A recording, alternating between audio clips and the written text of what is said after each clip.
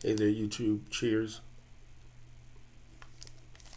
Still enjoying this zero sugar Gatorade back for part two of Let's Go for a Spin.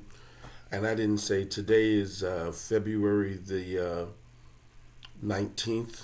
Wow, it's Wednesday. This month is flying by. It's late in the evening. It's 11:38 on my clock. Just still up.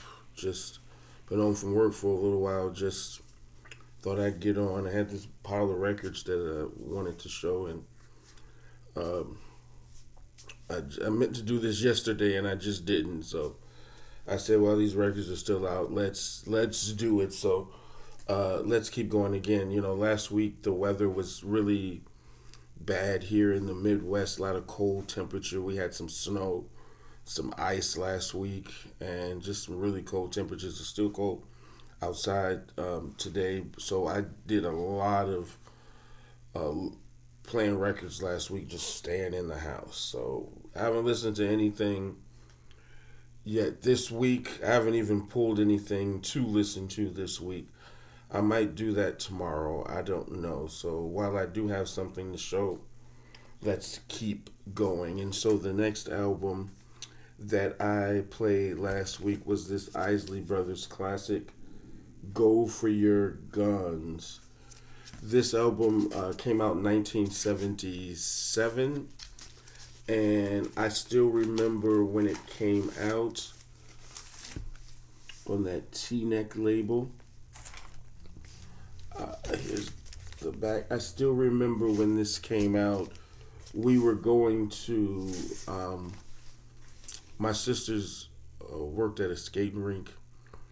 They would have been like 18 and 19, I want to say at that time.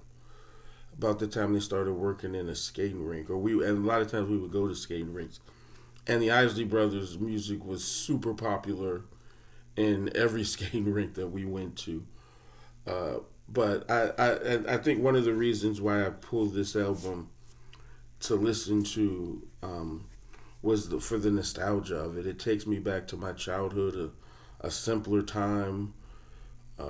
I can remember even my cousins playing this. My sister didn't have this album, uh, but my one of my cousins did, and I can remember even listening to this at my cousin's house. This entire album, side A and side B, is, in my opinion, absolutely fantastic. The standout song on here for me, everybody knows "Footsteps in the Dark," "The Pride," "Voyage to Atlantis," great ballad. I like "Climbing Up the Ladder." It's an inspirational song. Really enjoy listening to it. I hadn't played that song in so long. I actually might leave this out and record it and upload that song. But this album represents my childhood. Even the cover, seeing them live on stage, it looked so interesting to me as a child. This album and The Heat Is On both have very similar covers. And I just enjoyed every minute of listening to these songs. I played this actually last Saturday. I remember it because it was in the evening while I was eating dinner, and for a short while I was a 7, 8 year old kid just sitting back in my cousin's house listening to this album with my older cousins and just vibing to it. And so this album really means a lot to me. I was so glad to be able to um, listen to it again. Go for your guns. The Isley Brothers from 1977 on the classic T-neck label. They were one of the first artists, not the first, but one of the first artists to have their own label. I believe Sam Cooke with the SAR label was first, but I could be mistaken. Of course, Berry Gordy owning Motown in the late, I think he started Motown in '59. But these were artists themselves that had their own label. Great, man, I love this album. The median price on this is only $13. Let's say only $13. But it was, I think it was selling for a little bit more uh, when I looked it up on Discogs. So it was a really great album. And I have notes here because I can't always remember everything. So I write stuff down. I don't know if you can see it because I don't remember the year for all these. I used to know all that stuff like the back of my hand, but I don't anymore. So the next album that I listened to, speaking of a nostalgic album, this classic Steely Dan Asia. What a great album this is. This is another one. I like every song on this album. On this classic ABC label. And so I am a huge fan of Steely Dan. Their albums, for whatever reason, typically sell for a lot of money. But this one has finally been reissued. I have a good, this is an early pressing, so I probably won't buy the reissue. But this album starts, of course, with the classic Black Cow. That's a song we were skating to when I was a kid. And this also came out in '77. But the title track, Asia, great song. Deacon Blues, Peg. Just an album full of hits that is. This one, I looked up, the median price is around $16, but they're selling for way more than early pressings of this are selling for way more than that in good condition. And so when I looked it up, you do better off buying that. I think it was the 2023 reissue of this that was selling for like $20. Again, I don't know. You know, everybody's got their own feelings that want earlier original pressings, and others don't care and would accept a reissue. If it were me, I didn't. It's been a while since I've had this one. I have probably two or three of these, and this is like, I think, the last one. This is about as clean as they come. The spine is clean, and this is a great fold out. The fold out is really good. I don't think I'll need to upgrade any more copies of this one. Keep this one nice and clean. But if I didn't have this and was looking for it, I think I'd do the reissue myself now. But again, this is a really, really great album that absolutely sounds fantastic. Steely Dan Asia. The next one is a little bit more jazz. Introducing Wayne Shorter. This is, of course, Wayne Shorter's debut album from 1960. This is a reissue, though. This album was originally on the VJ label, which, when I think about jazz, I don't think about so much the VJ label. This one is what is it? This is a Jazz Images reissue that actually, of course, those who aren't familiar with these, there's a name for them, but I don't remember right off the top of my bat. But right off the top of my head. But these reissue labels, so these are mastered, not from the original masters, but from a CD. And so with a lot of these, the Jazz Images, the DOL, the Wax Time, since it's from a CD, a lot of these classic albums have been reissued with bonus tracks, and so you do get 2 bonus tracks with this particular pressing, and it is well worth it. I paid, price tag still in here, I only paid $23 for this. The median price on this, and this is a 2019 reissue, is about $18, and they're selling for a little bit more than that. You know, I got my new sealed. This album, and I'm a huge Wayne Shorter fan. I'm an even bigger Lee Morgan fan. If you haven't uh, gotten information about his life story, it was tragic, to say the least. I'd encourage you. There was a documentary that came out maybe 2 or 3, maybe even 4 years ago, entitled "I Called Him Morgan," and it's an absolutely wonderful, in my opinion, documentary that talks about his life. He died in the mid 70s, and very tragically shot to death in a nightclub by his common law wife, who was credited with saving his life when, he was, when he first started. He started out in the Art Blakey uh, and the Jazz Messengers. I think that's where he started. I think he may have initially gone out with Lionel Hampton, but he was too young. So Art Blakey eventually hired him, but he became addicted to heroin. And at one time, people were comparing him to Miles Davis in terms of his ability to play the trumpet. But he got strung out. He lost everything. He was homeless, living on the street. A woman named Helen, who was in New York and was known, her house was like the party house. She always had soul food cooking and card game playing, and he ended up there. She ended up taking him in, helped him get clean, encouraged him to go back out and on the road and reestablish his band. He did. In a jealous rage, she shot him. It was a snowstorm that night. She shot him, I think, with like a 22. The wound wasn't terribly bad, but it took, I think, an hour and a half, 2 hours for the paramedics to get there, and he bled out.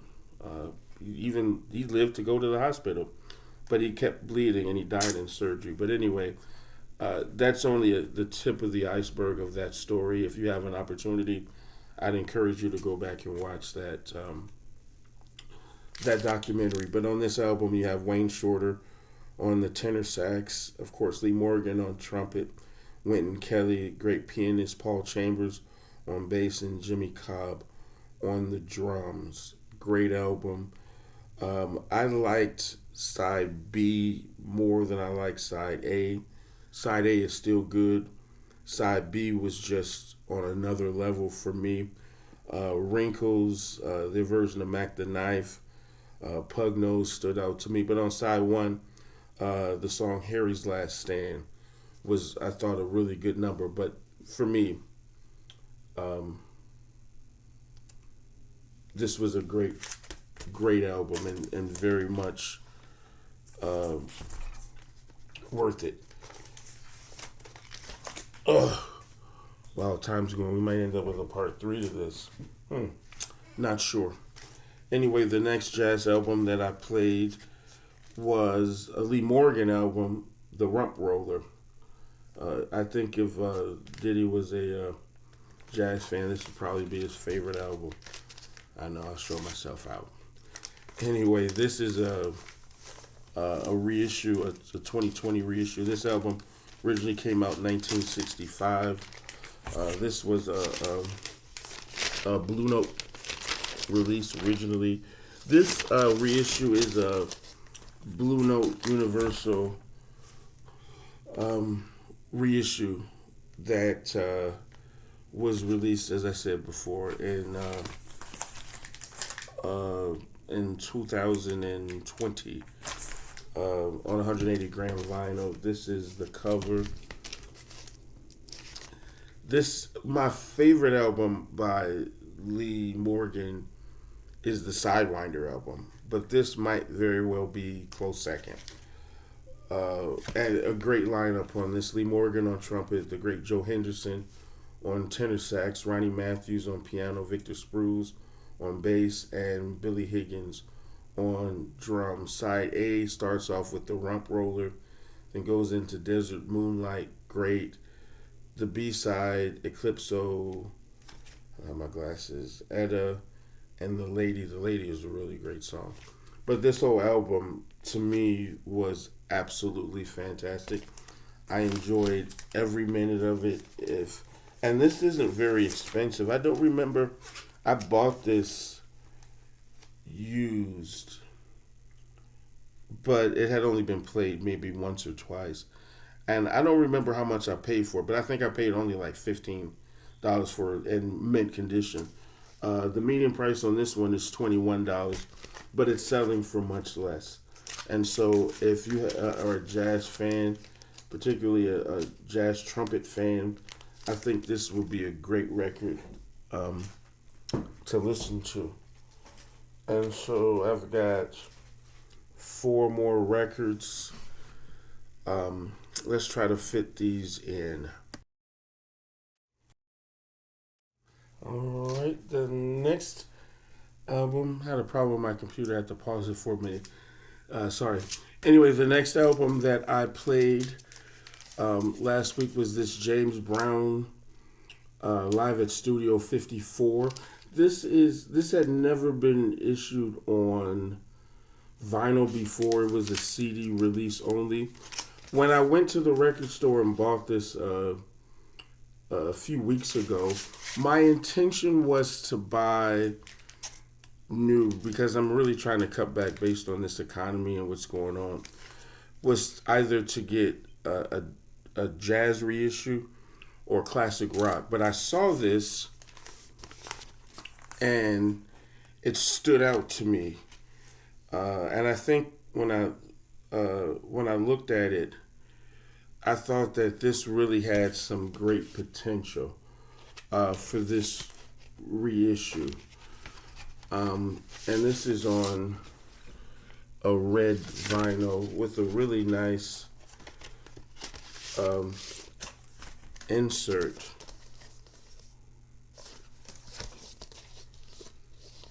That went with it. I paid $28 for this, and I was very disappointed. Sound quality is decent, but when I really looked at the songs, and I've never been to a discotheque, much less Studio 54. I was 9 at the time, couldn't get in.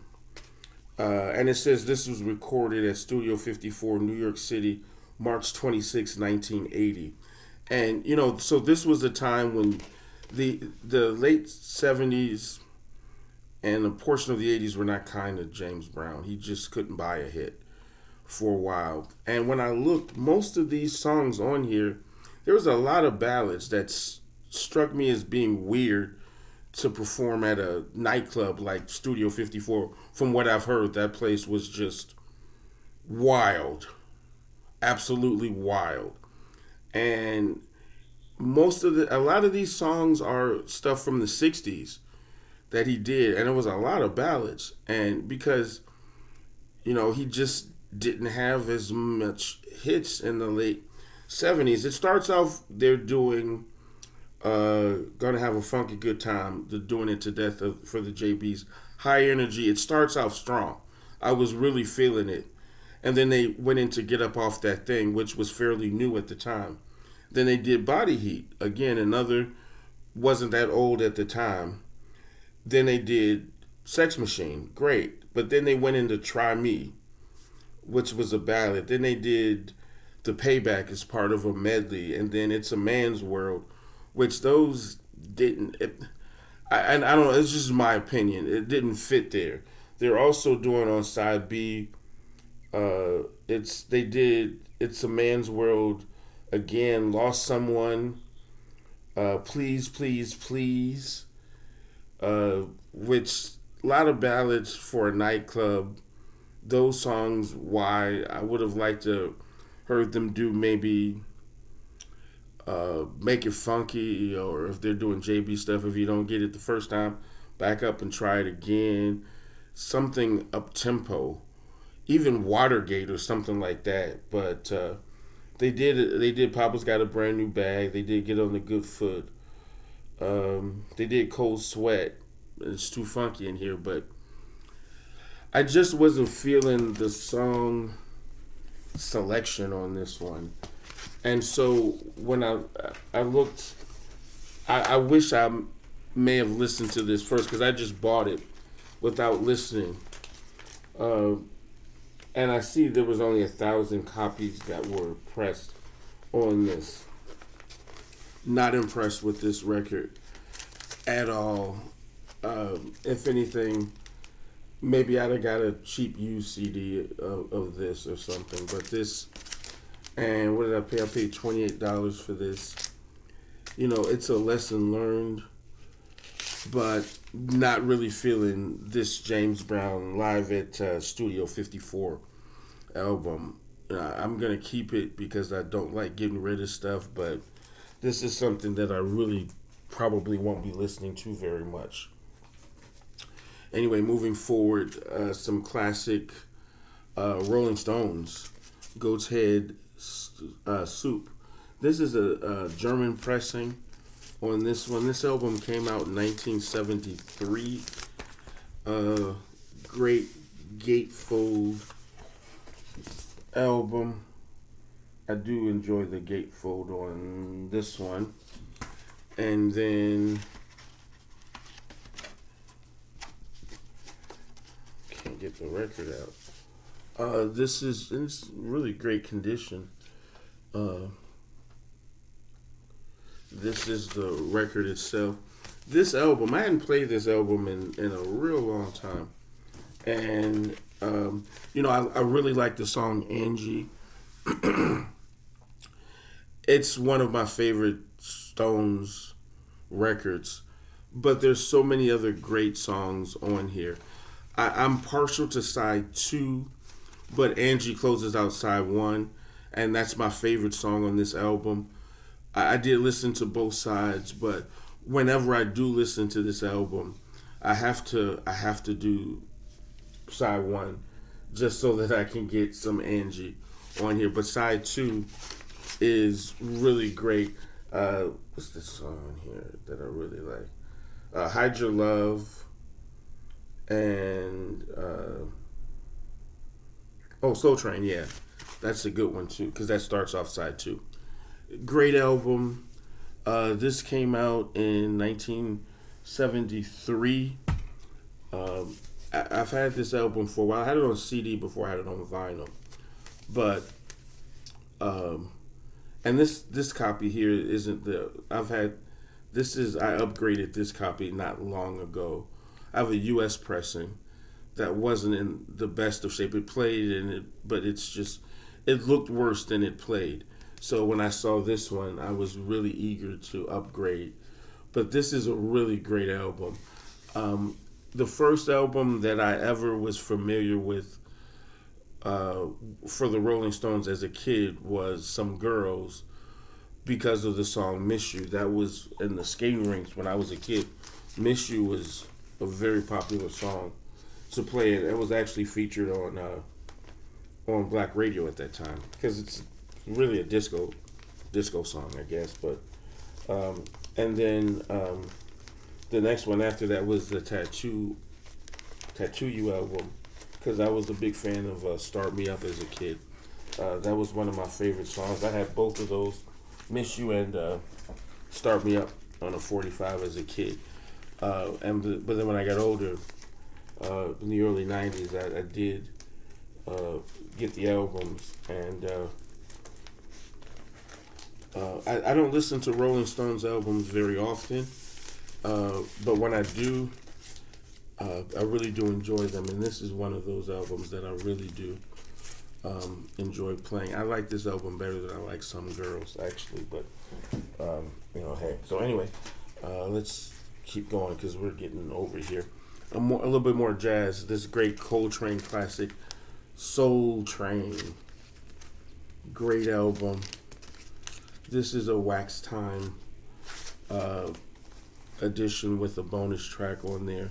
This Wax Time came out in 2023. This album originally was released in 1958.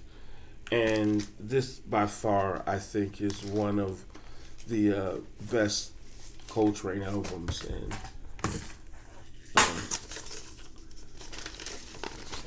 again, it's a Wax Time.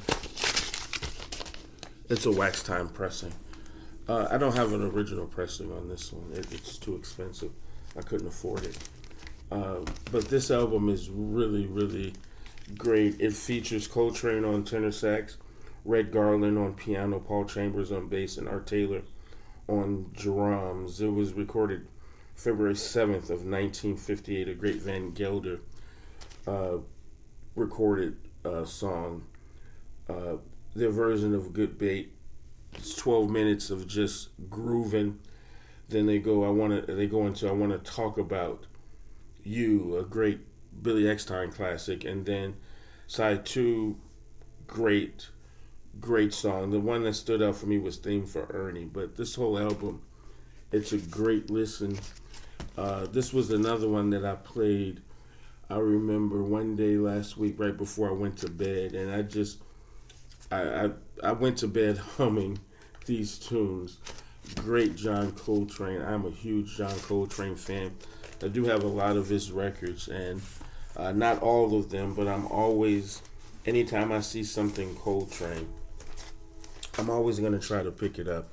We're really far in, so just a couple of 12-inch singles. I listened to The Authority song by John Cougar Mellencamp. This was from the album, which was, I want to say, 83. This is the same song on both sides, 349. It's an edit of the LP version. I'm a big John Cougar fan. Well, John Mellencamp, as he just goes by his regular name now. I posted, I think it was Jack and Diane or something, a promo 12-inch of that, and I pulled this at the same time to listen to, but I didn't record that and upload it. And then this Thompson Twins UK 12-inch of Dr. Doctor. I like the B-side, the instrumental song Nurse Shark. I like that one better. This is a UK pressing. This is from 84. I didn't write it down, but I think this is 84, 85. I'm a Thompson Twins fan. But again, Dr. Doctor, the 12-inch version, just under 8 minutes is nice. But this instrumental Nurse Shark song, really great. That's what I pulled it for. I did listen to both, though. Anyway, we are 28 minutes in. Thank you so much again for watching. I'm sorry that this went a little bit longer. Maybe I should have done just a part 3. Not sure. But anyway, thank you so much. I appreciate all of you and your time. Have a blessed and wonderful day. And thanks again. Cheers.